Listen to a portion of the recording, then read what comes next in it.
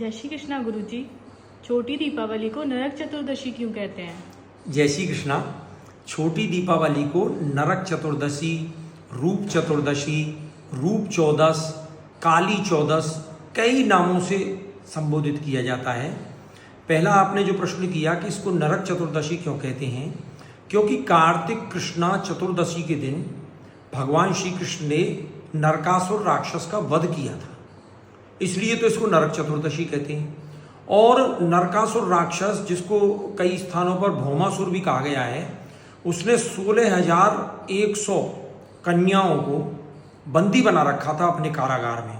तो भगवान श्री कृष्ण ने उस नरकासुर भौमासुर राक्षस का वध करके उन 16,100 कन्याओं को मुक्त किया। एक अब बात आती है कि रूप चतुर्दशी क्यों कहते हैं, क्योंकि ये जो पर्व है ये रूप और सौंदर्य को उज्ज्वलित करने का पर्व है।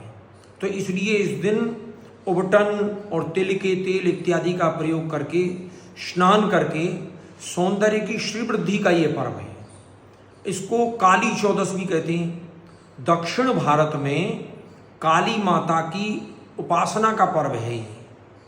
दक्षिण भारत में उड़ीसा में कई स्थानों पर इस दिन काली माता की पूजा होती है, शक्ति की पूजा होती है, इसलिए इसे काली चौदस कहते हैं। और एक और इसको छोटी दीपावली कहते हैं। छोटी दीपावली चूँकि दीपावली की संध्या से पहले की ये पूर्व संध्या है, इसलिए इसे छोटी दीपावली कहते हैं। और कुल मिलाकर ये सौंदर्य को निखारने का पर्व है।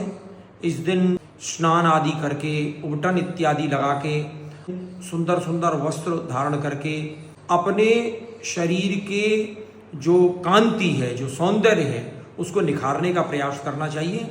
और चूंकि ये नरकासुर के वध का पर्व है, इसलिए नरक की यातनाओं से मुक्ति से भी जुड़ा हुआ ये पर्व है।